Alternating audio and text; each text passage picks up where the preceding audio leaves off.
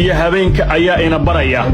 inaynu dib u eegno mid ka mid ah siyaasiyiinta aan sadarrada qarsooni qari karin waa Siciid Deni iyo siyaasaddiisa kala guurka oo aan cidna saamaxaad u samaynin marna aan ka siibanin salaanka isroga ee sahanka Siciid Deni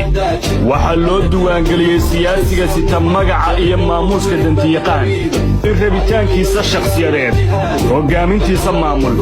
ilaalintiisa siyaasadda iyo helista saaxiibo la jecel ayaa uga dhigan siyaasi aysan akhriyi karin kuwa neceb iyo kuwa jecelba siyaasadda Deni ayaa saacad kasta isrogta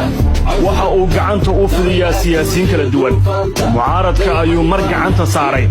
mar kalena marada ayuu ka fayday waa siyaasiga kaliya ee aan loo tilmaamin dhabaha uu socdo iyo dariiqa oo uu marayaba dad badan oo dhaliila muran ma gelayaan ku dhiciisa qofeed iyo sida jidka ugu xiraya fiilada oo ugu muuqdo taageerayaashiisu waxa ay ku tilmaamaan macallin falkinaya xisaab oo natiijadeeda si og yahay aan cidna tala weydiisan